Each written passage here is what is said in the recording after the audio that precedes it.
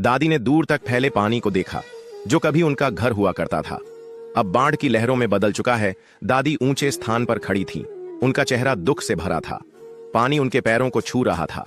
घने जंगल की छाया में चलते हुए दादी की आंखें हैरानी से फैल गईं जब उन्होंने कुछ लोगों को अवैध रूप से सामान की तस्करी करते हुए देखा। चारों ओर फुसफुसाहट की आवाज गूंज रही थी।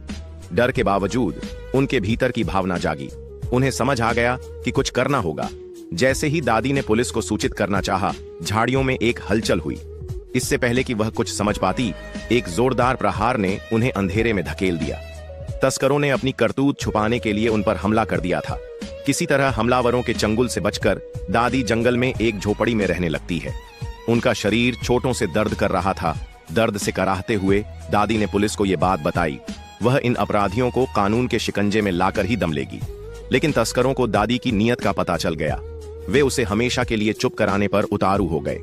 दादी हर समय सहमी हुई रहती थी, हर कदम सोच समझ कर रखती थी, क्योंकि कहीं न कहीं तस्कर उसे खत्म करने की फिराक में थे। फिर एक दिन तस्करों ने दादी पर जानलेवा हमला कर दिया। वह बुरी तरह घायल हो गई और अस्पताल के बिस्तर पर पड़ी थी। दर्द और कमजोरी ने उन्हें जकड़ लिया था, लेकिन दादी के मन में अब भी कहीं न कहीं इंसाफ की एक लौ जल रही थी। वह हार मानने वाली नहीं थी। दादी ने तय किया कि वह तस्करों के गिरोह को खत्म करके ही दम लेगी, चाहे इसकी कितनी भी बड़ी कीमत क्यों न चुकानी पड़े। अंत में एक भीषण संघर्ष के बाद दादी ने पुलिस के साथ तस्करों को करारी शिकस्त दी। पुलिस ने अपराधियों को पकड़ लिया, लेकिन इस जंग की कीमत दादी को अपनी जान देकर चुकानी पड़ी।